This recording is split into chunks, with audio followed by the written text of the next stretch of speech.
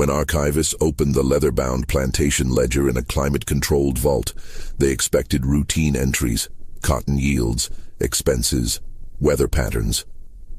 What they found instead was a column of dates spanning 18 years, each marked with a single initial, S, and beside it, descriptions that grew increasingly desperate. Light as cream, read one. Blue-eyed, passed inspection, noted another. Sold north, no questions asked, stated a third.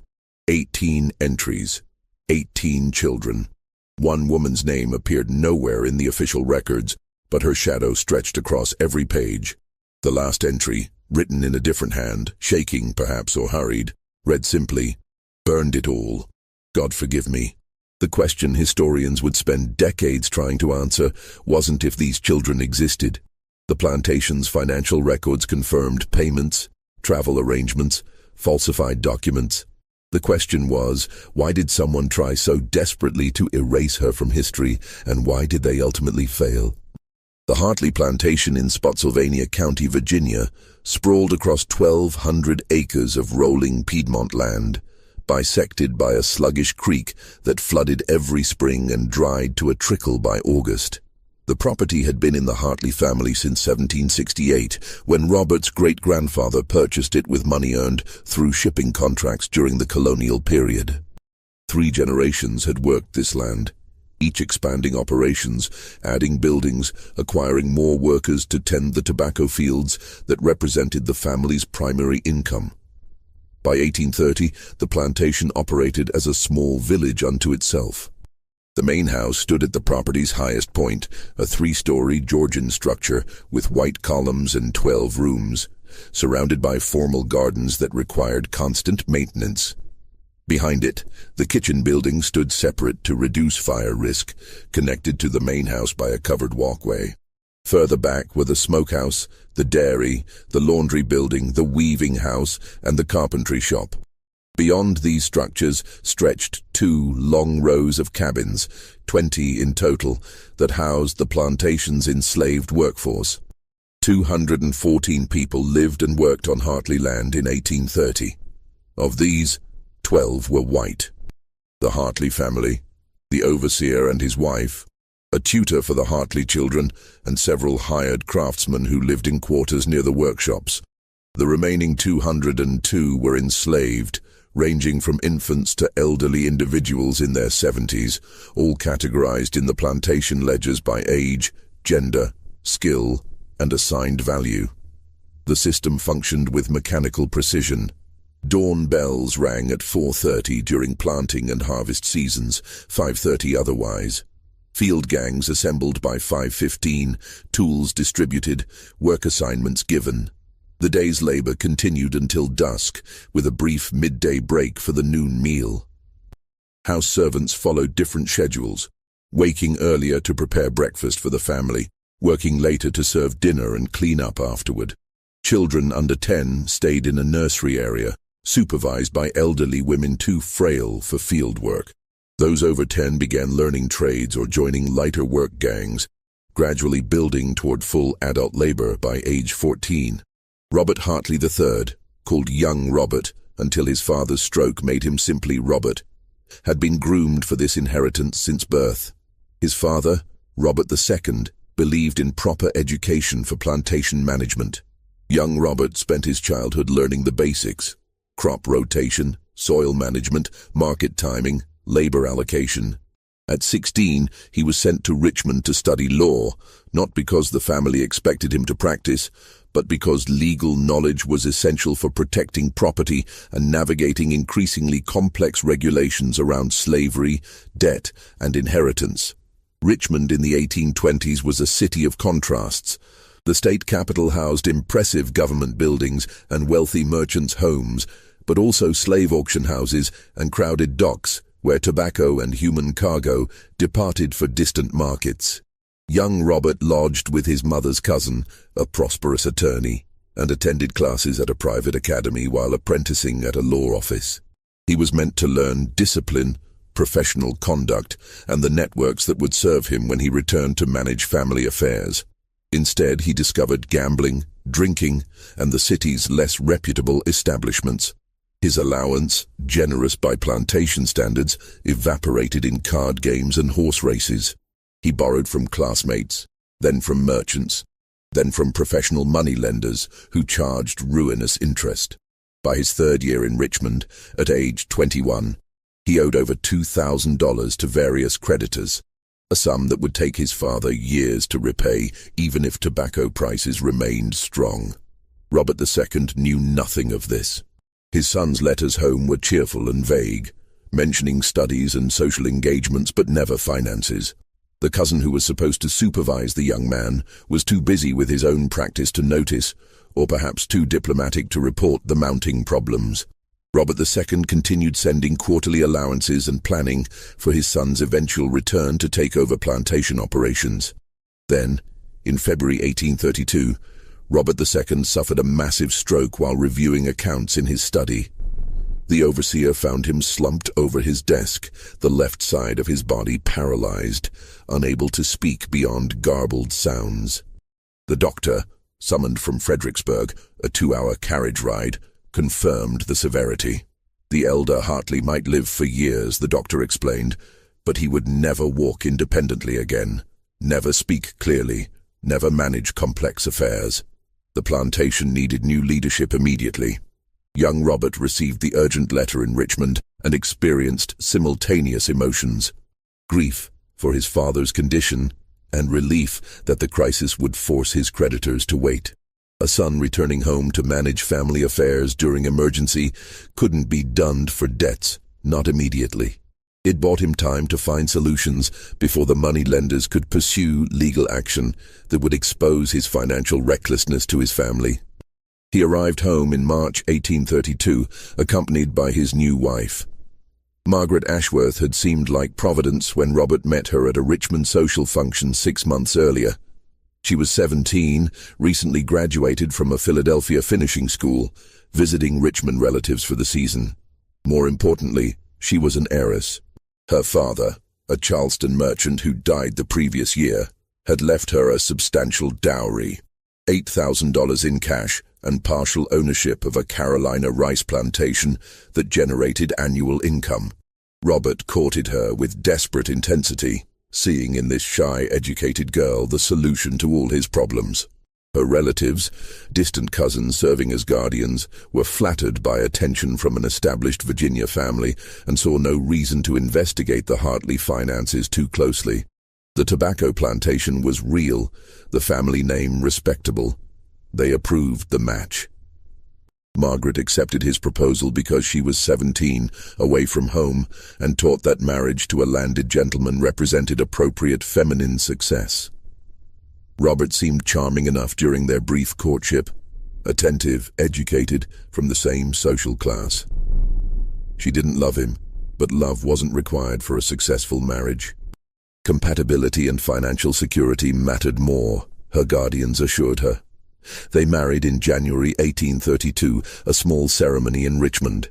Margaret's dowry transferred to Robert's control immediately, as law required. He paid off his most urgent debts, settled accounts that were approaching legal action, and still had enough remaining to relieve some pressure on the plantation's finances.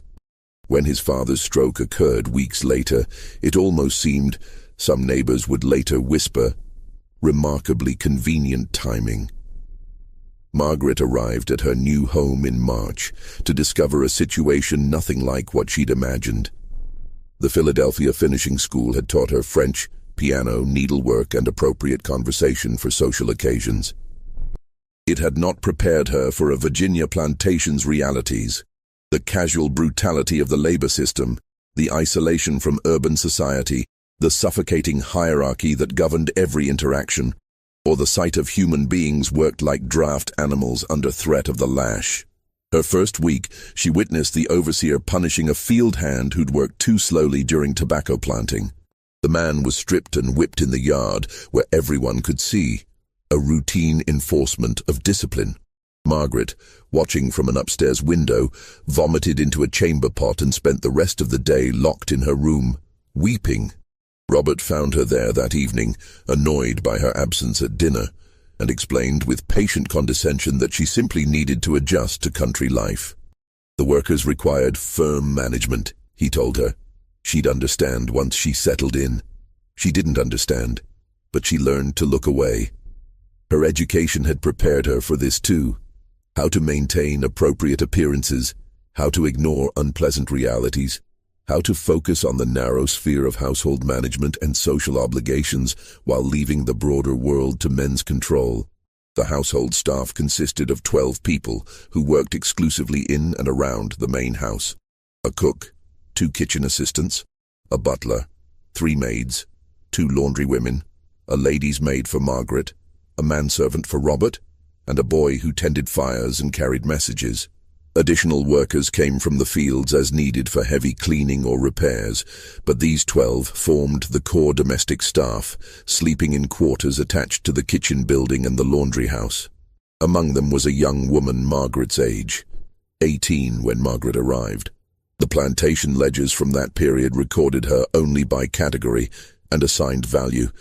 House servant, female, age 18, mulatto, value $600. Purchased 1828 from estate sale, Maryland origin. Her skills included cleaning, cooking, needlework, and basic literacy, the last unusual and technically illegal to teach, but valuable for household management since she could read recipes and written instructions. In the careful social hierarchy of plantation life, she occupied a specific position. House servant rather than field worker, young and relatively attractive, light-skinned enough to work in the main house where masters preferred servants who didn't remind them too overtly of slavery's racial foundations. These factors made her simultaneously more valued and more vulnerable than many others on the plantation. Margaret's lady's maid, an older woman named Patience, brought from Charleston as part of Margaret's dowry, noticed this immediately. Patience had worked in wealthy households her entire life and understood the patterns. Within a week of arrival, she'd quietly advised Margaret to keep the younger servants busy with tasks that kept them visible and occupied, never isolated where Robert might encounter them alone. Margaret, naive about such matters, didn't fully understand the warning, but followed the advice because Patience had been her mother's servant and knew more about household management than Margaret did. For 2 years, the plantation operated smoothly. Robert managed the business side, negotiating tobacco sales, maintaining credit relationships with Richmond merchants, overseeing the overseer who supervised daily field operations. Margaret ran the household, planned meals, managed the domestic servants, handled the social obligations that plantation ownership required. They attended Sunday services at the local Episcopal church, hosted occasional dinners for neighboring planters, maintained the appearances of a successful young couple. They weren't happy exactly. Robert found Margaret boring. She had no conversation beyond domestic trivia and remained squeamish about plantation realities. Margaret found Robert coarse and increasingly distant, spending long evenings in his study drinking whiskey and reviewing accounts. But happiness wasn't the goal. Functionality was what mattered, and the marriage functioned adequately. Until the spring of 1834, when everything began to unravel. Margaret missed her monthly courses in March. By April, she was certain she was pregnant. The realization brought conflicting emotions. She'd been taught that bearing children represented a woman's primary duty, and that motherhood would bring fulfillment. She'd also watched her own mother die from complications of her 6th pregnancy, a memory that haunted her dreams. The doctor, Dr. Hammond, who traveled a circuit among the county's plantations, confirmed the pregnancy during his monthly visit in early May. He prescribed the standard recommendations: moderate exercise, avoidance of excitement, bland foods to counter morning sickness, and complete abstinence from marital relations after the 5th month. Margaret followed his instructions obsessively, terrified of miscarriage or complications. Robert received the news with satisfaction. An heir would secure his social position, provide collateral for future loans, and fulfill family expectations that had weighed on him since his father's stroke. He announced the pregnancy to neighboring planters and began planning nursery renovations. The upper floor's southwest corner room, largest and brightest, would be converted to a nursery suite, with an adjoining room for a wet nurse and nursemaid. The household reorganized around Margaret's pregnancy. Her workload was reduced to almost nothing. Patients and 2 other maids attended her constantly, bringing meals to her room when morning sickness made her unable to face the dining room, helping her with the increasingly complex dressing procedures required by maternity fashion, reading to her during the long afternoon hours when she was forbidden from exertion. May passed peacefully. Margaret's morning sickness eased slightly, and she felt well enough to take short walks in the garden. June arrived hot and humid, as Virginia summers always were, and she retreated to her darkened bedroom where servants fanned her and brought cool drinks. Dr. Hammond visited mid-June and pronounced everything progressing normally. The baby was due in late December, a Christmas blessing. 3 days after Dr. Hammond's visit, Margaret woke at midnight with agonizing cramps. The bed was soaked with blood. She screamed for patience, who came running, took one look, and sent the manservant sprinting for the doctor. By the time Dr. Hammond arrived 2 hours later, Margaret was hemorrhaging dangerously, barely conscious from blood loss and shock. He worked through the night, doing what little medical science of the 1830s could do. Ergot preparations to encourage the uterus to contract, pressure to slow bleeding, prayer that her body would recover. The miscarriage completed itself by dawn, the barely formed fetus expelled along with dangerous amounts of blood. Margaret survived, but Dr. Hammond's prognosis was grim. He explained to Robert, Margaret was too sedated with laudanum to understand, that the miscarriage had caused severe internal damage. Scarring and tearing meant future pregnancies were unlikely, and if conception did occur, carrying to term was improbable. Attempting pregnancy again could kill her. He recommended they consider themselves fortunate she'd survived and accept childlessness as God's will. Robert listened to this explanation in his study, Dr. Hammond's voice sympathetic but clinical, and felt his world contract. No heir meant no security. His father, still alive but utterly incapacitated, would die eventually, and Robert would inherit everything. But without sons to pass property to, his position was precarious. Creditors knew childless men were poor risks for long-term loans. Business partners questioned whether someone without heirs would maintain property properly or might simply liquidate assets for immediate pleasure. Worse, the plantation's finances were deteriorating. Tobacco prices had dropped steadily for 3 years. The previous season's harvest had barely covered operating costs. Robert needed capital for improvements, new equipment, drainage projects, possibly transitioning some acreage to different crops. Banks might loan to a man with an heir and stable family prospects. They wouldn't loan to a childless planter with a sickly wife and declining revenues. He sat in his study that night after Dr. Hammond departed, reviewing ledgers by lamplight, drinking his way through a bottle of his father's best whiskey. The numbers didn't improve with alcohol, but the desperation became more manageable, transforming from panic into cold calculation. There had to be a solution. There was always a solution if you were willing to cross certain boundaries. Margaret recovered slowly, spending weeks in her darkened room, heavily dosed with laudanum for pain and anxiety. The medication became a habit, then a dependency. Even after the physical healing completed, she continued requesting the medicine for her nerves, and Dr. Hammond, believing emotional stability important for a woman who'd suffered such trauma, continued prescribing it. She began spending most of each day in a peaceful haze, reading novels, napping, occasionally venturing downstairs for meals, but mostly isolated in her rooms with patience as constant companion. Robert let her retreat into laudanum and isolation. A wife who stayed in her rooms made certain things easier. He'd noticed the young house servant months earlier, of course. You noticed attractive servants the way you noticed well-made furniture, as pleasant features of your environment. He'd had no particular designs on her. His father had taught him that reckless behavior with the household staff created unnecessary complications. Better to visit establishments in Fredericksburg when needs arose, keeping business and pleasure properly separated. But circumstances had changed. His wife was now an invalid, his financial situation was desperate, and he needed an heir by whatever means necessary. The solution that occurred to him, gradually at first, then with increasing clarity as he considered the implications, was both simple and monstrous.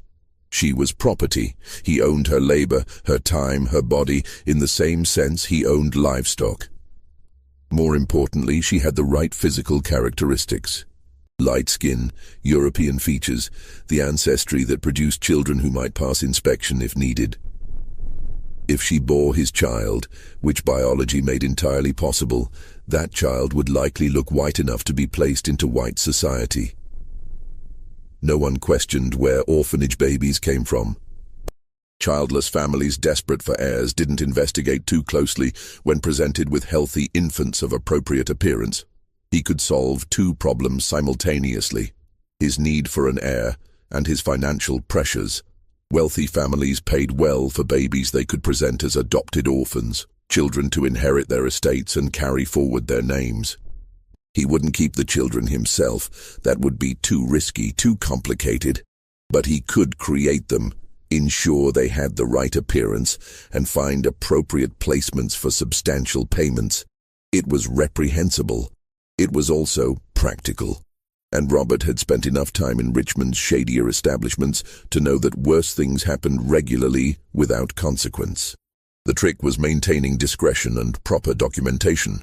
He began planning in July 1834, still mourning the loss of his legitimate heir, already calculating how to implement this alternative.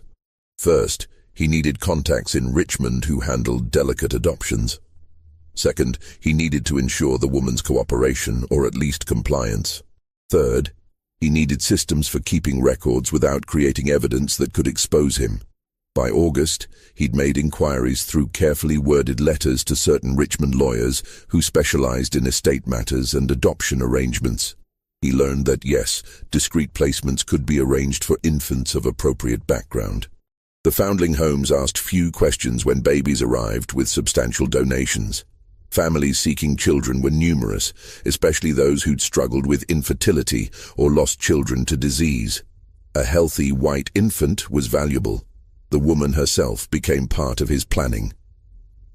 He reassigned her from Margaret's direct service, where patients watched everything, to more general household tasks: cleaning, laundry, kitchen assistance, whatever kept her busy but not particularly visible.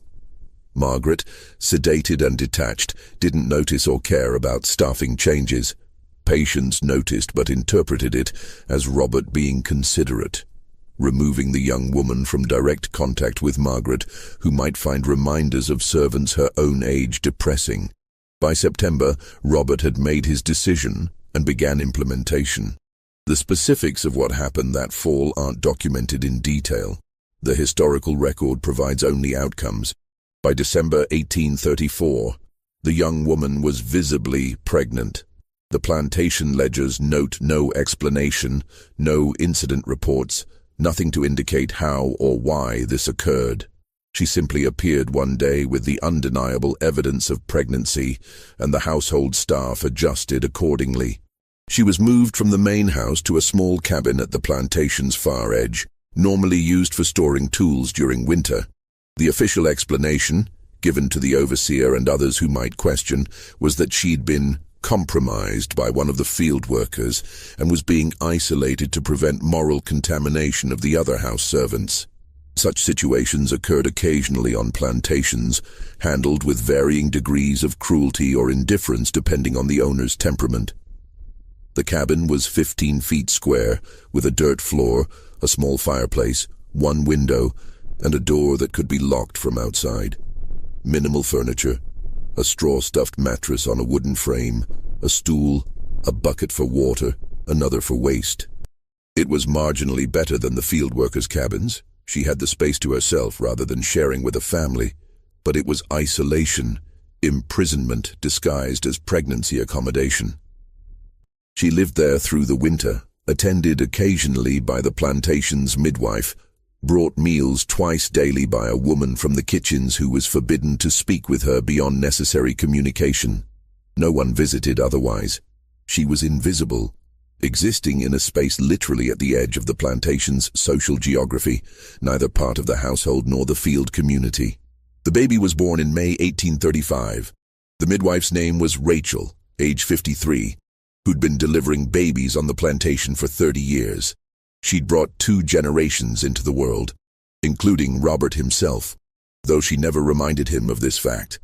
Her position gave her marginal privileges, a private cabin, lighter work duties as she aged, some respect from the community she served. She used these privileges carefully, never overstepping, always aware that even her specialized skills didn't make her truly safe. When Robert summoned her to the isolated cabin in early May 1835, she knew immediately this wasn't an ordinary birth. The setup, the location, the secrecy, none of it followed normal patterns. She'd attended hundreds of births across all the various complications of plantation life, legitimate marriages, casual encounters, coerced situations, everything that happened when power was absolute and people were property. But this felt different. The labor lasted 14 hours. Not unusual for a first child, though the mother's young age and evident terror made everything harder.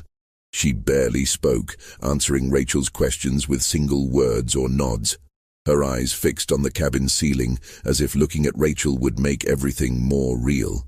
Rachel had seen this before too, the dissociation that came when women couldn't bear to be present in their own bodies. The baby arrived at dawn, a healthy boy weighing perhaps 7 pounds, with a strong cry and no immediate complications. Rachel cleaned him efficiently, checking for the usual problems. Breathing, color, reflexes, malformations. Everything appeared normal. More than normal. He was a beautiful baby, the kind that made you smile despite circumstances.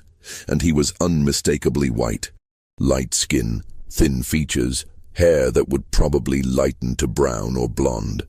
If you'd shown Rachel this baby in church and told her he belonged to any of the county's white families, she'd have believed you without question. That's when she understood exactly what was happening and what her role would be. She placed the baby in his mother's arms. The young woman, 18 and just having endured her first childbirth, looked down at the infant with an expression Rachel would remember decades later as the saddest thing I ever witnessed. Not rejection, not even the complicated resentment that sometimes appeared in births that resulted from violence. Just profound, absolute sadness, as if she could see the future and knew exactly how this story would end. "He's healthy," Rachel said quietly, because someone needed to speak. "Strong. He'll do well." The woman said nothing, just held the baby for those first few minutes, studying his face like she was memorizing it. Rachel left them alone and went to report to Robert, who'd been waiting at the main house. She found him in his study, ledgers spread across his desk, pen in hand. He looked up when she entered, and she saw in his eyes that he'd been planning this moment for months. "Well?" he asked. "Healthy boy," Rachel reported. "No complications." And the appearance? There it was, the question that confirmed everything. Rachel had been practicing her answer, keeping her voice neutral, professional. "Light-complected. Features are acceptable." Robert smiled, genuine pleasure crossing his face. "Excellent. Bring him to the house tomorrow evening after dark. There's a gentleman arriving from Richmond who'll handle the arrangements." Rachel nodded and left without further questions, returning to the cabin where the young mother was nursing the baby for what Rachel suspected would be the first and last time. The next 3 days followed a pattern that would repeat 17 more times over the following years. The baby stayed with his mother, nursed when hungry, slept in her arms. She spoke to him constantly in those 72 hours. Rachel heard fragments when she came to check on them. Not baby talk, but real conversation, as if explaining the world to someone who could understand. Apologies mostly. Promises that she would have kept him if she could. Explanations about choices that weren't really choices. On the 4th day, Robert came personally, accompanied by a man Rachel had never seen before. Middle-aged, well-dressed in a Richmond style, carrying a leather satchel. They entered the cabin while Rachel waited outside, her back turned, trying not to hear. The woman screamed once, just once, a sound that cut off abruptly as if someone had physically silenced her. Then quiet voices. Robert's, calm and instructional. The stranger's businesslike. The woman's no longer audible. Rachel heard paper rustling, documents being reviewed, signed, then footsteps, and the stranger emerged carrying a bundle of blankets with the baby inside. He walked past Rachel without acknowledging her, heading toward a carriage waiting near the main house. Robert followed a moment later, pausing to speak to Rachel. She'll need a few days to recover. Continue attending her. Regular meals, basic care. She'll return to work within the week. Then he too left, and Rachel stood alone outside the cabin, listening to the absolute silence from within. She waited 10 minutes before entering. The young woman sat on the mattress, staring at her empty arms, tears streaming silently down her face. No sound, no sobbing, just tears and that terrible silence. Rachel sat beside her and did the only thing she could. She waited, present but not intrusive, until the tears eventually stopped and the woman lay down, curling into herself, still silent. Rachel stayed until dark, then returned to her own cabin, where she lit a candle and began writing in the diary she'd kept secretly for years, hidden under a floorboard and written in the careful hand she'd taught herself late in life. The entry for May 6, 1835 was brief. Delivered a boy. Healthy. They took him. God witness what I've seen. The woman returned to work within a week, reassigned to the laundry house, where heavy physical labor would rebuild her strength. She moved mechanically through tasks, speaking only when necessary, eating little, sleeping poorly based on the reports Rachel heard from others. The household staff knew, of course. You couldn't hide pregnancy and sudden childlessness from people who lived in close quarters, but no one spoke about it directly. Such conversations were dangerous. Margaret, sedated in her upstairs rooms, knew nothing, or if she suspected, the laudanum made it easy not to think about uncomfortable possibilities. The baby appeared in the Richmond Foundling Home's records that same week. Male infant, approximately 4 days old, healthy, left with substantial donation from anonymous benefactor.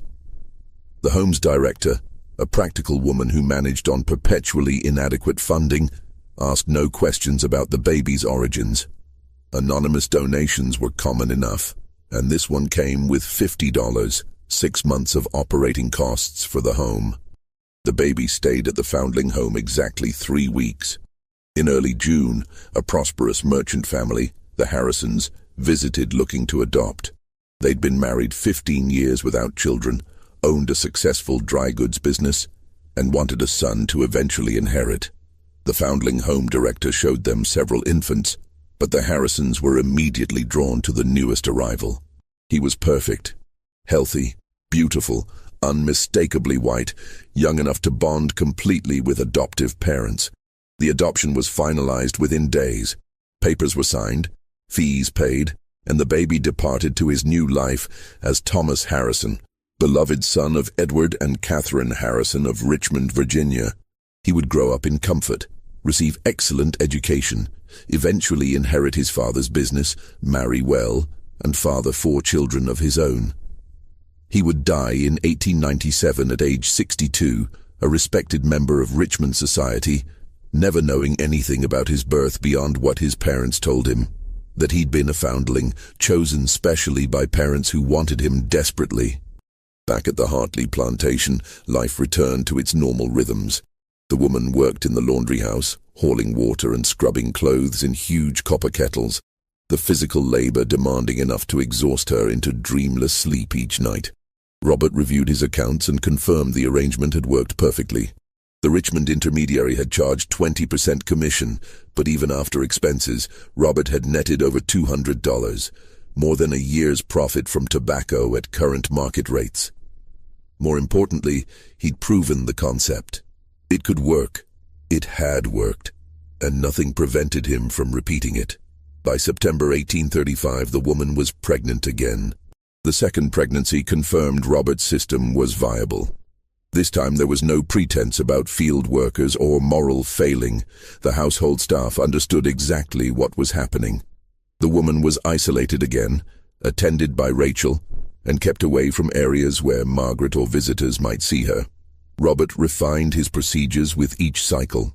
He established regular contact with 3 different Richmond intermediaries, rotating among them to avoid establishing too clear a pattern with any single one. He learned which foundling homes asked the fewest questions and which families were most likely to adopt quickly without investigation. He developed documentation systems that tracked each child's characteristics, placement location, and payment received, while never explicitly stating what the entries actually meant. The ledger became his private record, kept locked in his study's concealed drawer, never shown to anyone else. Each entry followed the same format. Date of birth, physical description using coded language, excellent, satisfactory, requires careful placement. Location, Richmond, Norfolk, Petersburg, occasionally more distant cities, and a notation that corresponded to financial entries elsewhere in the plantation accounts.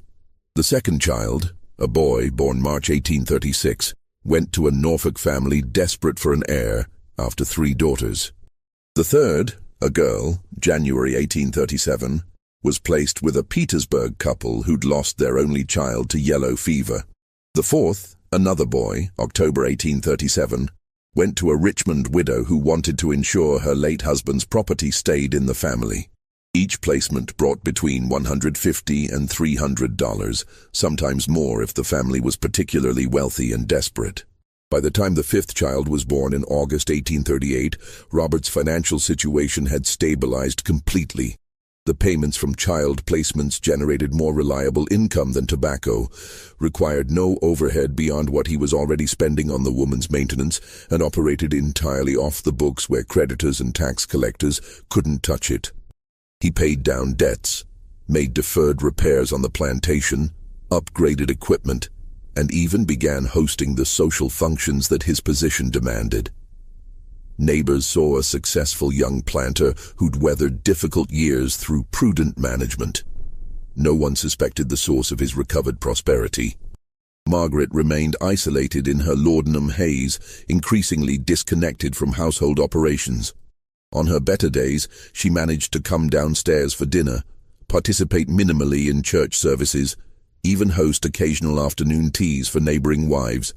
But mostly she existed in her darkened bedroom, attended by patients who now understood far more than she wanted to about her employer's activities, but was trapped by her own enslaved status into silence. Patients struggled with terrible moral conflict during these years.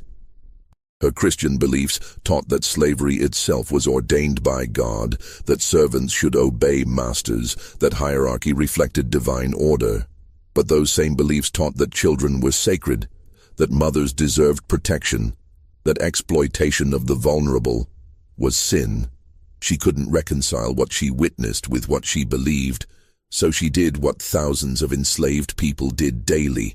She survived by fragmenting her conscience, finding ways to live with contradictions that might otherwise destroy her sanity.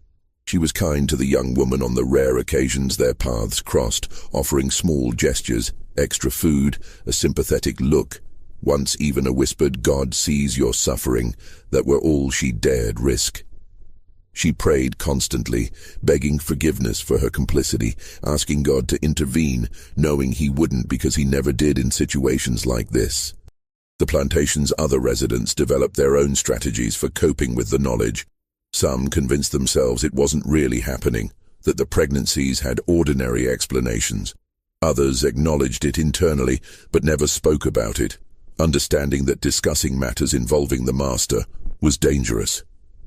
A few actively approved, seeing the woman as somehow fortunate that Robert had chosen her for this role rather than treating her worse, or finding ways to justify anything that kept the plantation economically stable and all of them marginally safer.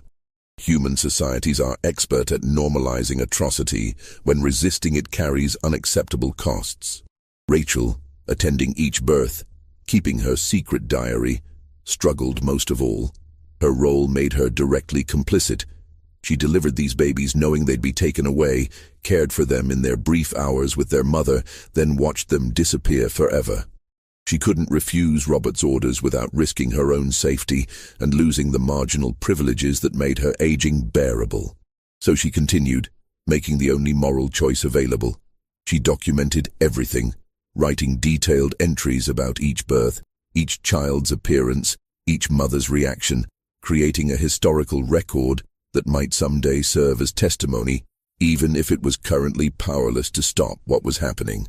The sixth child arrived in June 1839, the seventh in March 1840, the eighth in January 1841.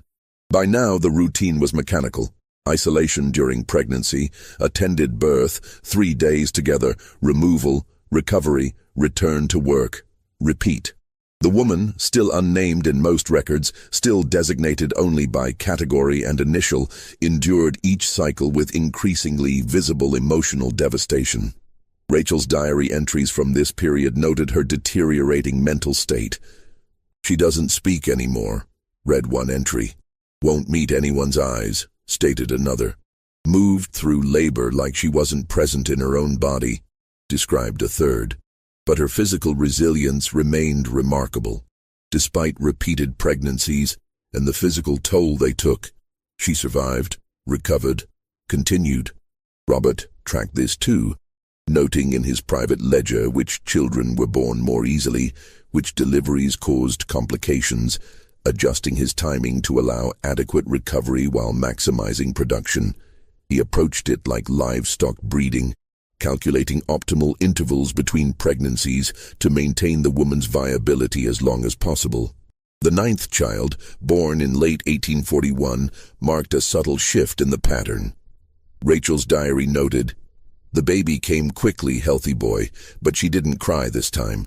Didn't speak to him either. Just held him and stared, like she'd already left her body." Something had broken in the woman, some capacity for emotional response that had sustained her through previous births.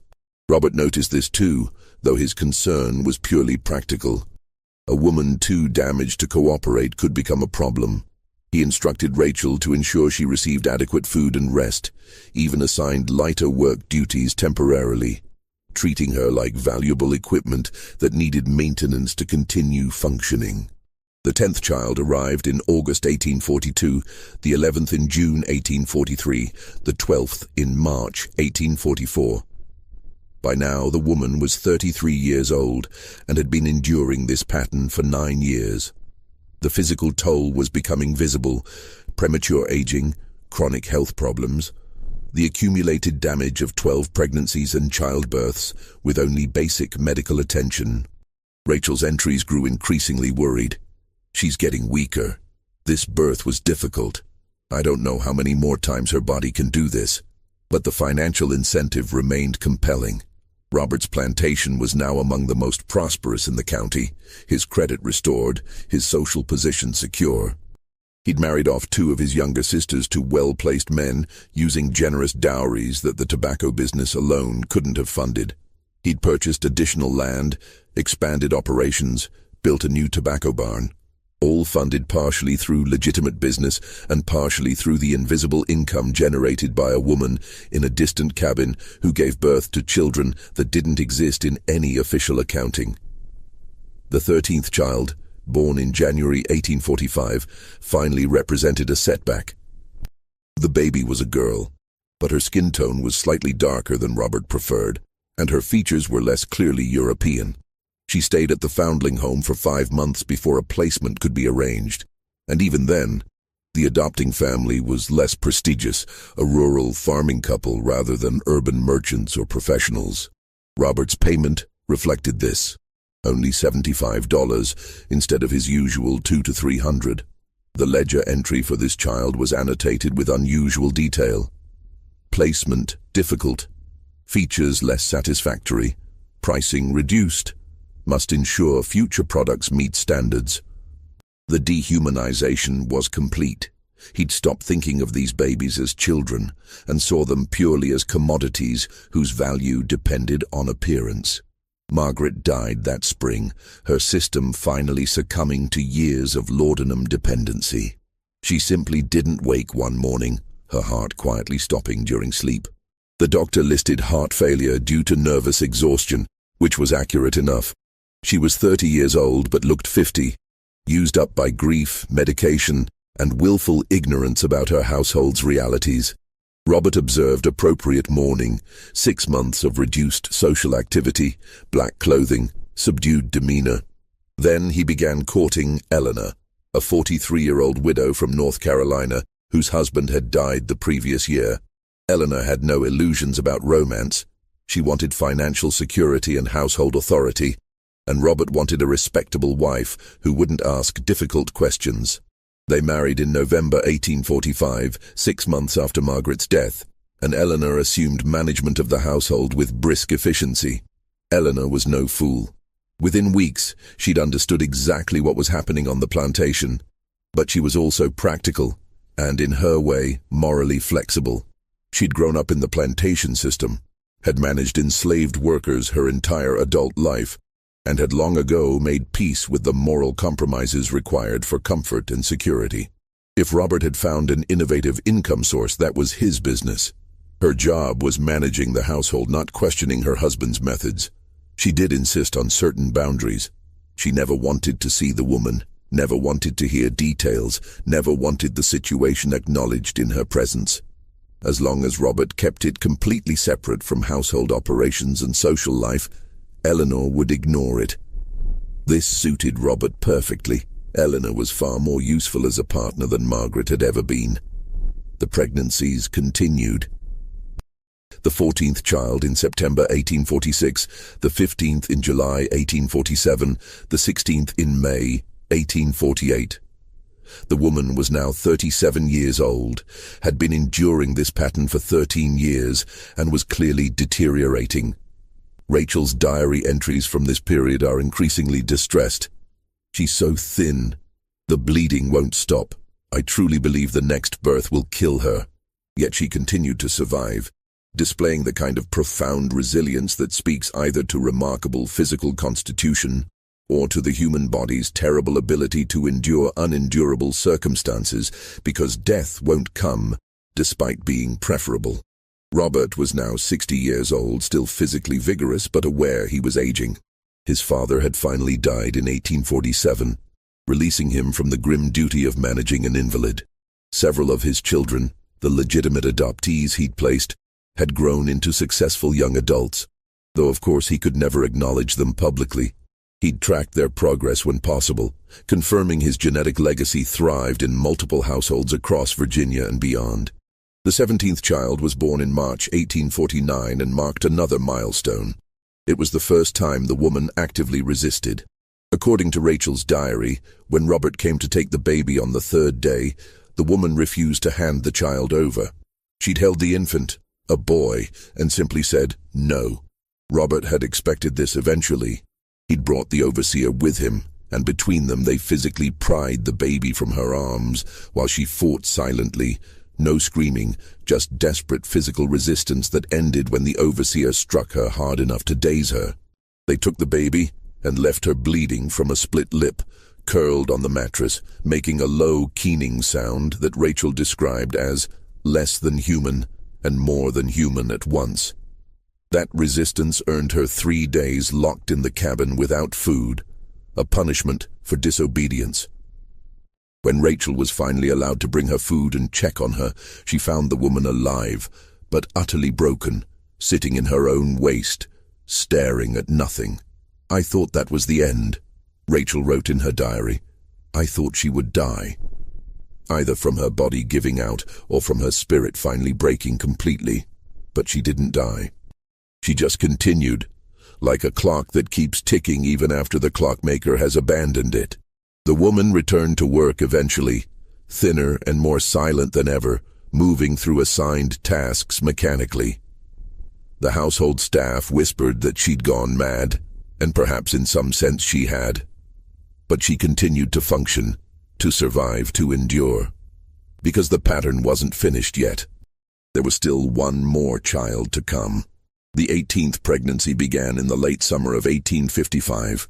The woman was 44 years old, exceptionally old for pregnancy even in ideal circumstances, dangerously old given her medical history and accumulated physical damage. When Rachel confirmed the pregnancy in September, she went directly to Robert and begged him to terminate it, explaining that continuation would almost certainly kill the woman and might produce a stillborn or deformed child anyway. Robert refused. This would be the last child. Even he understood that continuing beyond this point was impossible. But he wanted that final product. The woman would likely die regardless at this point, worn out from years of use. Better to extract one more child who might be valuable than to simply let her deteriorate without purpose. His calculation was purely economic. The woman represented sunk costs at this point. Her useful life was ending whether he continued or not. But a healthy white infant could still bring $200 or $300. From a business perspective, attempting one final pregnancy made sense even if it killed her, because she had minimal remaining value otherwise. The pregnancy progressed with terrible difficulty from the start.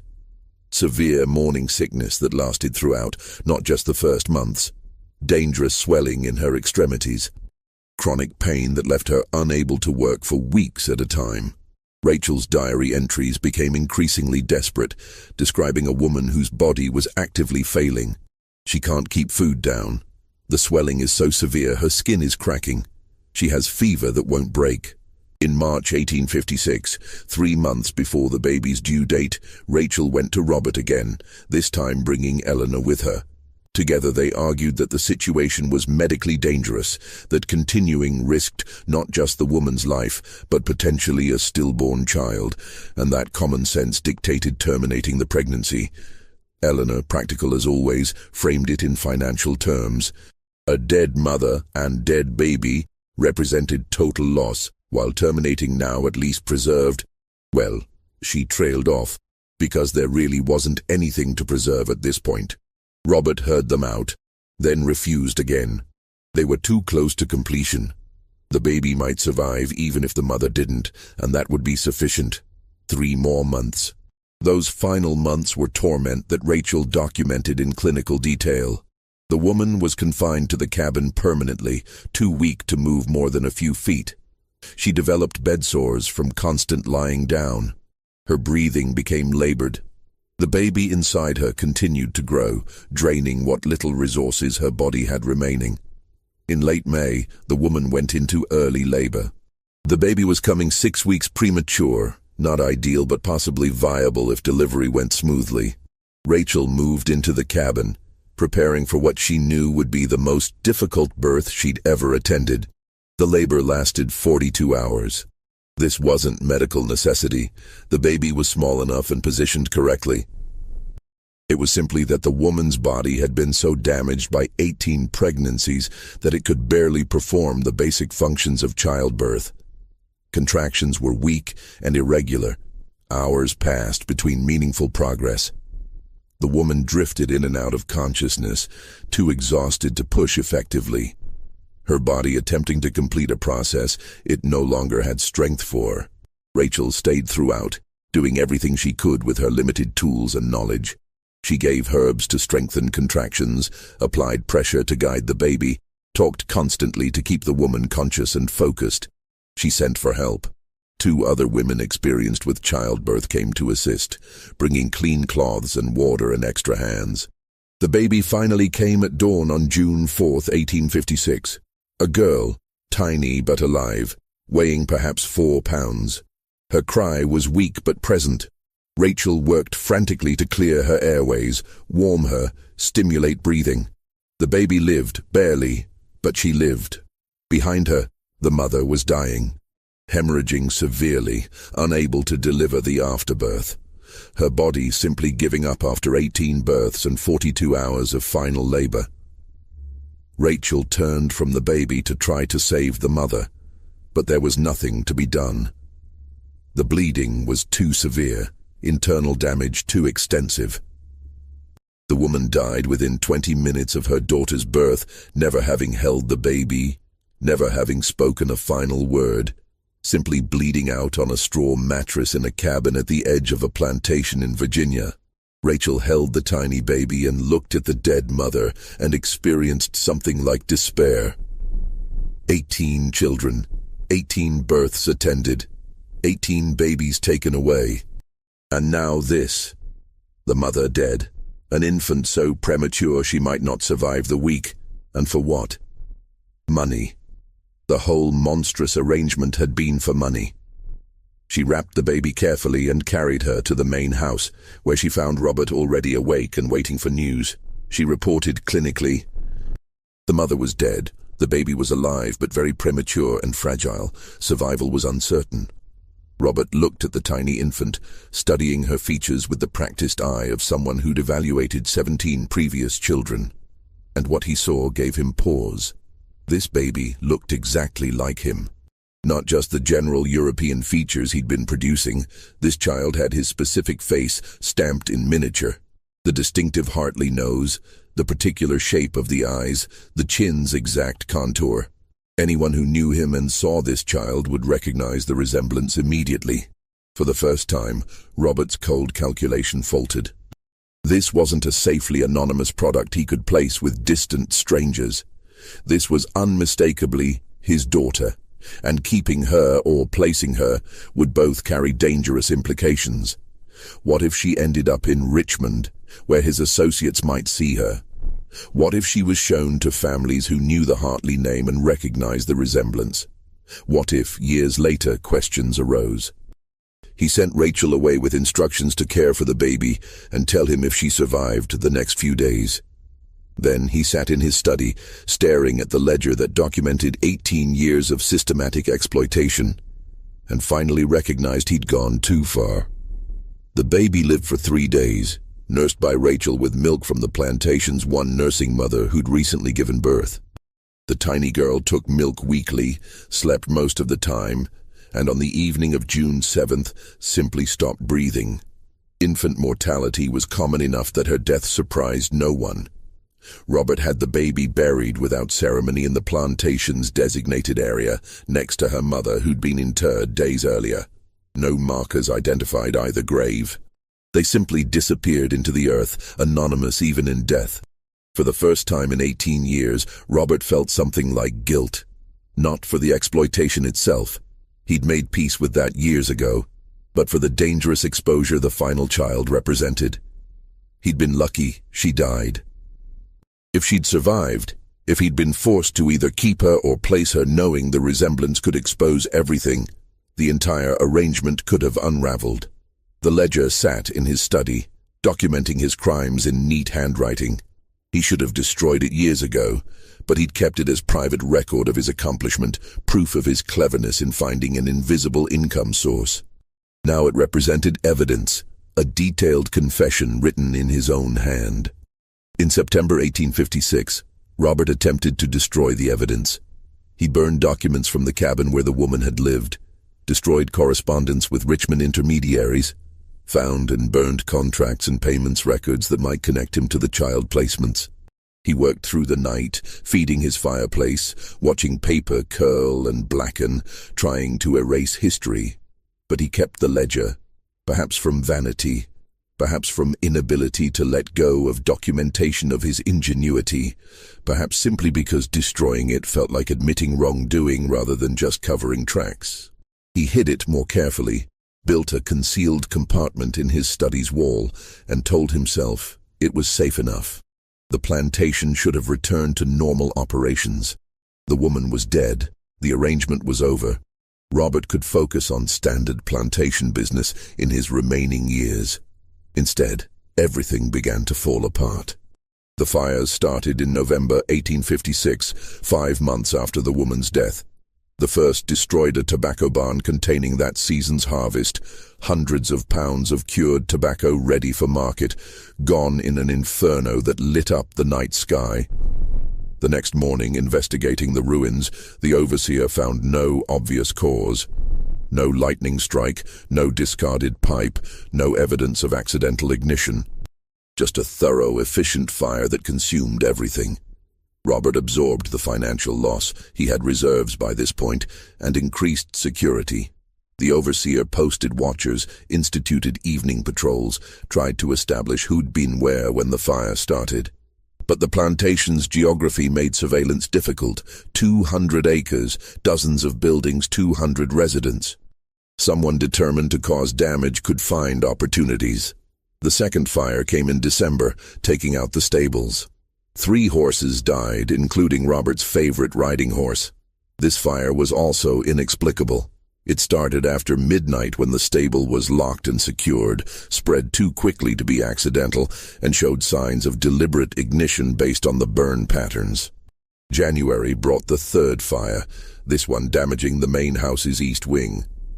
Only quick action by household staff prevented it from spreading to the entire structure, and even so, 2 bedrooms were destroyed and smoke damage affected much of the upper floor. Eleanor, who'd been sleeping in the west wing, was shaken enough to demand explanations Robert couldn't provide. The pattern was undeniable. Someone was systematically destroying plantation infrastructure. The question was who and why. Robert interrogated servants, field workers, everyone he could identify who might have grievance or opportunity. The overseer used violence, trying to extract confessions. No one admitted anything. The fires continued, supplemented now by other sabotages. Tools breaking mysteriously, supplies spoiling, fences collapsing, livestock escaping or dying from unexplained causes. The plantation's operations deteriorated. Field work suffered as workers were pulled for security duty. Expenses mounted as Robert replaced damaged equipment and buildings. The overseer, frustrated and frightened, became increasingly brutal, which only made the remaining workers less cooperative. A cycle of violence and resistance developed that made the situation progressively worse. By March 1857, Robert's financial reserves were depleting. The tobacco business had been mediocre for years anyway, sustained only by the secret income from child placements. Now, with that revenue ended and sabotage destroying property faster than tobacco could fund repairs, he faced the prospect of actual bankruptcy. Eleanor had a stroke in April, milder than what had afflicted Robert's father, but enough to leave her right side weakened and her role as household manager compromised. She needed constant care, which meant additional servants pulled from other duties, further disrupting operations. The plantation was collapsing, and Robert couldn't understand why. He'd treated his workers no worse than any other planter. Yes, he'd used one woman for his purposes, but that was hardly unusual. Such arrangements occurred on plantations throughout the South. Why was his workforce now in open, if undeclared, rebellion? What Robert didn't understand, what he couldn't understand from his position of absolute power, was that the woman in the distant cabin had been visible to her community in ways he'd never noticed. The other enslaved people had known her before her years of isolation. They'd watched 18 pregnancies. They'd known when babies disappeared. They'd understood exactly what was happening and had been powerless to stop it while she lived. But now she was dead, and the covenant that bound them to compliance, the desperate hope that cooperation might bring marginal safety, had dissolved. Robert had demonstrated that cooperation meant nothing. Compliance guaranteed nothing. She'd given him 18 children and died for the effort, receiving no protection, no mercy, nothing but exploitation until her body finally failed. If cooperation brought no safety, then why cooperate? The fires, the sabotages, the small resistances, these weren't organized rebellion in any formal sense. There was no conspiracy, no planning meetings, no identified leadership. Instead, it was spontaneous, distributed resistance. Individuals and small groups independently deciding they'd reached limits and beginning to push back in whatever ways they could, without obvious exposure. A fire here, a broken tool there, livestock accidentally released, supplies carelessly allowed to spoil. None of it traceable to specific individuals, all of it adding up to systematic destruction of the plantation's operational capacity. Robert tried everything to restore order. He increased punishments, offered rewards for information, made speeches about shared interests and appropriate behavior. Nothing worked. The plantation's workforce had collectively, silently decided that his authority no longer held force, and there was nothing he could do to restore it without violence so extreme it would destroy the labor force he needed. In June 1857, Eleanor died, officially from complications of her stroke, though timing suggested possibly more sinister causes. Unexplained deaths occurred on plantations. Poisons were available to those who worked in kitchens and knew plants. Proving cause of death was nearly impossible with 1850s medical knowledge. Eleanor simply weakened over several days and died, and the doctor saw nothing definitively suspicious, even if he had private suspicions.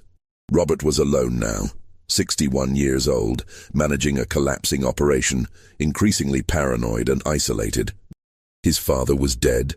Both wives were dead. He had no acknowledged children, and the plantation that represented 3 generations of family legacy was disintegrating around him.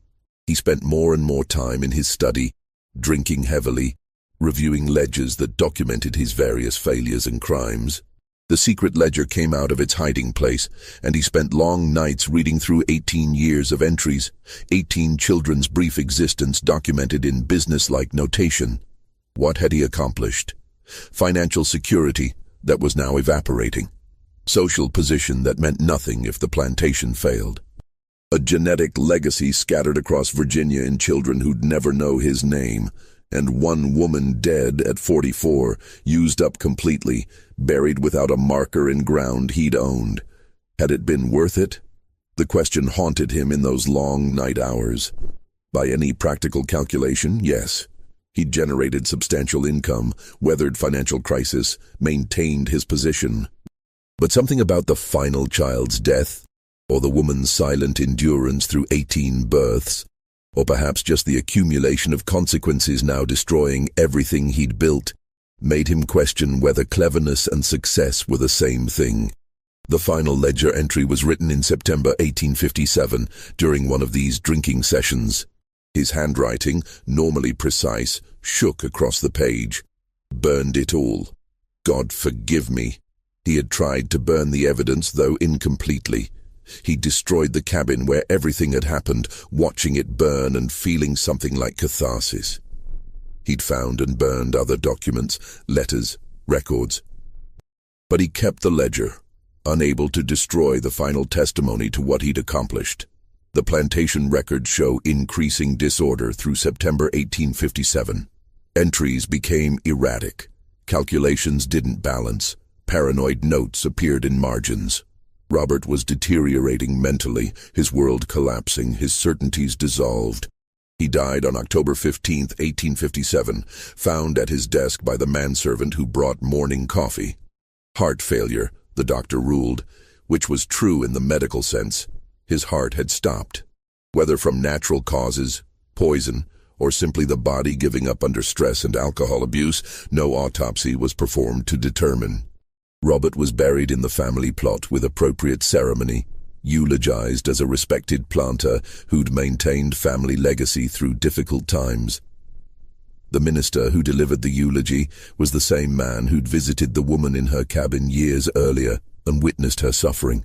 He spoke about Robert's life, his accomplishments, his standing in the community. He did not mention that every word tasted like ash in his mouth. The plantation passed to a distant cousin, who arrived to find operations in complete chaos. 60 of the 200 enslaved workers had already escaped, taking advantage of the disorder to flee north. Those remaining were openly hostile, refusing direct orders, doing minimal work, clearly waiting for opportunity to leave or for the plantation to fail completely. The cousin tried for 2 years to restore functionality, failed, and sold the property in 1859 to a consortium that broke it up. The various parcels were divided, some sold to neighboring planters, others to investors from Richmond. The enslaved people were sold separately or escaped before sales could be finalized. When the Civil War came in 1861, the former Hartley plantation was barely recognizable as such. The main house stood empty, vandalized by passing soldiers from both armies. The fields had gone fallow, overtaken by weeds. The cabins where 200 people had lived were collapsing, roofs fallen in, walls rotting. After the war, during Reconstruction, formerly enslaved people scattered. Some stayed in Virginia, working as sharecroppers or moving to cities. Others headed north to Philadelphia, New York, Boston, anywhere that offered possibility of new lives. They carried their memories with them, stories about the places they'd been enslaved. But many of those stories died with them, never written down, never formally preserved. Rachel ended up in Philadelphia, working at a colored hospital that served freed people. She was in her 70s by then, her midwifery years behind her. But she had experience with illness and dying, which was valuable in the chaotic post-war years when thousands of freed people were flooding north, many sick or injured or traumatized. It was in Philadelphia in 1889, approaching 85 and knowing she was dying, that Rachel finally decided her diary needed to become public testimony. She'd kept it secret for 40 years, hidden and private, documentation of horror she'd witnessed but couldn't prevent. Now, with her life ending and slavery itself officially abolished, she sent the diary to an abolitionist newspaper that still published. The paper ran excerpts over 3 issues in the fall of 1889. The response was mixed. Some readers were horrified, demanding investigations. Others dismissed it as exaggerated or falsified anti-Southern propaganda. A few argued that, even if true, it described practices that were now illegal and thus irrelevant to current conditions. The minister who'd known the Hartley Plantation also published his memoirs in the 1890s, including careful descriptions of what he'd witnessed there. He was vaguer than Rachel. He'd seen less and understood less, but his testimony corroborated key elements of her account. Academic historians began investigating in the early 1900s, cross-referencing Rachel's diary with plantation records, church documents, county records, foundling home logs. The pattern emerged gradually: 18 children, 1 woman, systematic exploitation over nearly 20 years. The Hartley Plantation ledger surfaced in 1931, discovered in an estate collection being processed by a university archive. The graduate student who found it recognized immediately that the coded entries corresponded to Rachel's descriptions. Combined documentation finally proved definitively what had happened. The dates matched, the numbers aligned. The system Rachel had described was confirmed by Robert's own meticulous records. Genealogical research began in earnest in the 1940s, trying to trace the 18 children. 12 were identified through various records: birth dates matching foundling home admissions, adoption records, marriage and death certificates, census data. The researchers built family trees, showing that these 12 children had lived ordinary lives, married, had children of their own, died peacefully decades later. Their descendants, and by the 1940s there were dozens, mostly had no idea about their ancestry. A few families, contacted carefully by researchers, were shocked to learn their respected grandparents or great-grandparents had been born into circumstances they'd never imagined. Some embraced the historical truth, recognizing it explained family mysteries. Others rejected it entirely, insisting researchers were mistaken or malicious. The 6 untraced children simply disappeared into history's vast anonymity. They may have died young, been poorly documented, or successfully hidden their origins so completely that no documentary trail survived. As for the woman herself, the one who'd endured everything, the one whose body had produced 18 children, the one who died at 44 in a cabin at Plantation's edge, her identification remained uncertain. Rachel's diary called her S, suggesting Sarah. Plantation ledgers used various designations but never a full name. The 1850 census listed an unnamed woman of appropriate age and category. In the 1940s, researchers found one promising lead: a man in Detroit whose grandmother had escaped Virginia during the Civil War and told stories about a woman on the Hartley Plantation named Sarah, who carried her grief quiet and her rage quieter. But third-hand testimony across 80 years couldn't constitute proof, and no confirming documentation ever emerged. Sarah, if that was her name, remained as anonymous in history as she'd been forced to be in life. Her grave, unmarked and unrecorded, was somewhere on property that had been subdivided and redeveloped multiple times since 1857. Nothing physical remained. The academic papers published in the 1950s and 60s analyzed various aspects of the case. Economists studied the illegal adoption market's functioning. Medical historians examined the implications of 18 pregnancies with 19th-century medical care. Psychologists considered the trauma's effects. Legal scholars debated whether any retroactive prosecution could be attempted. The case became a footnote in slavery histories, notable for its systematic nature and unusual documentation, but certain questions remained unanswered. The fires and sabotages of 1856-57, were they coordinated revenge or coincidence? Did the enslaved community deliberately destroy Robert's operations in response to Sarah's death? The timing was suggestive, the results clear, but proof remained elusive. Some historians argued yes, the pattern was too deliberate to be accidental, the timing too precise.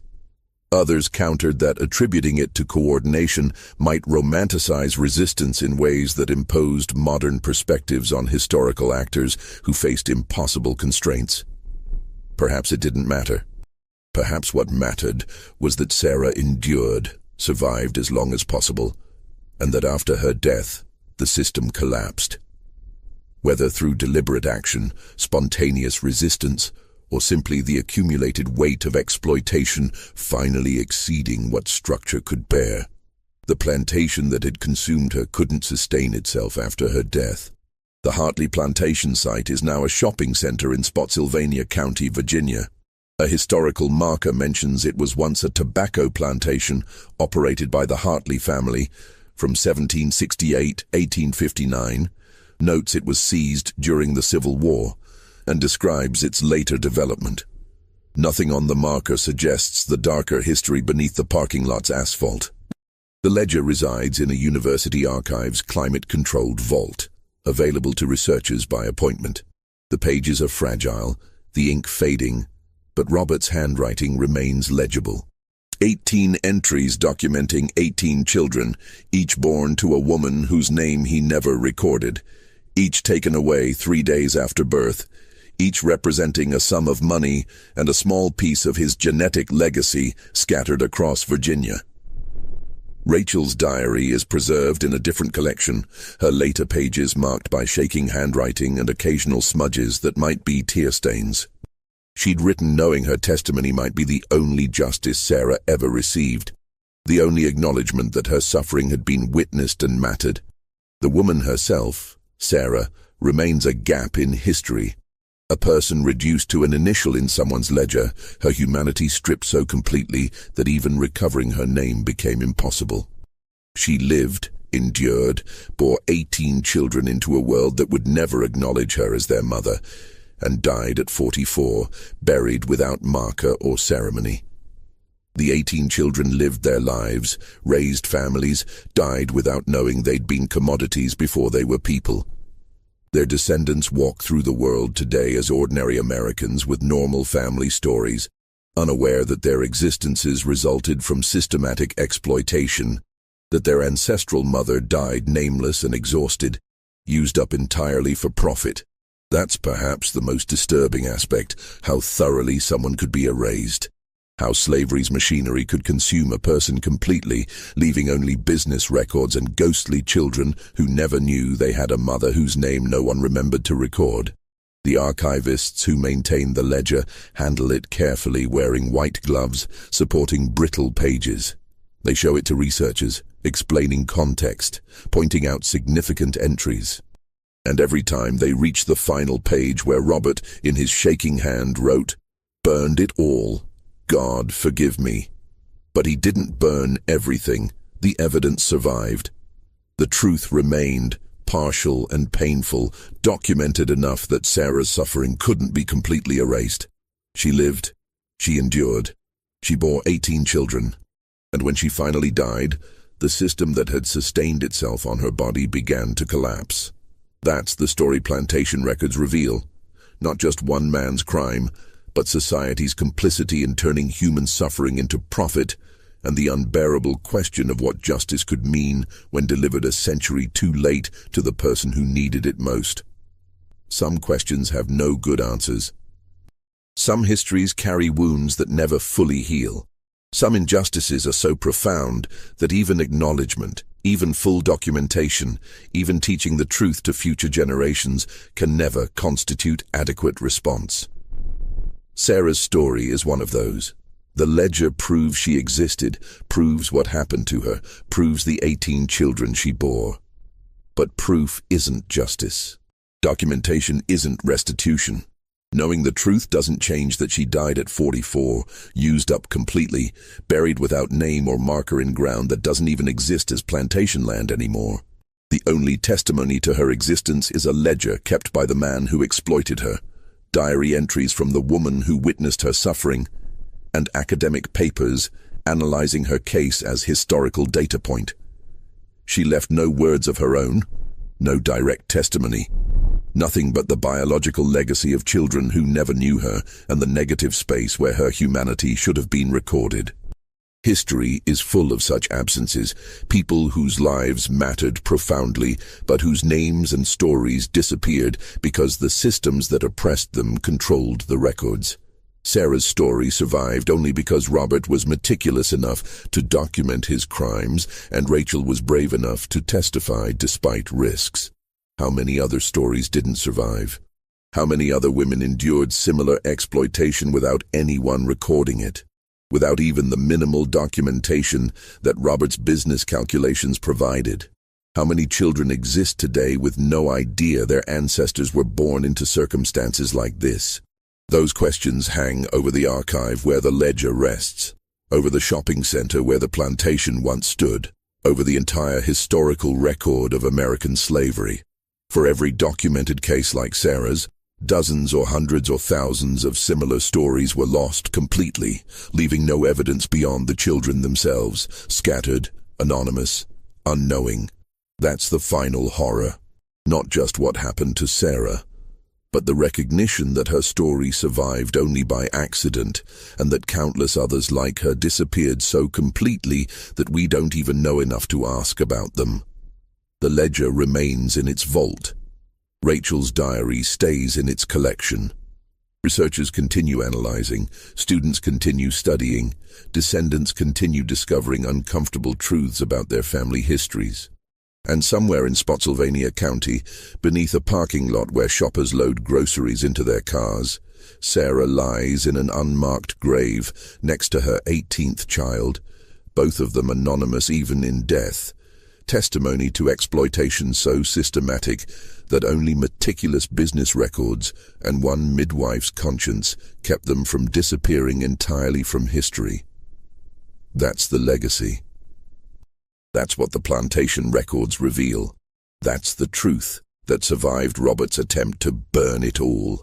Sarah existed.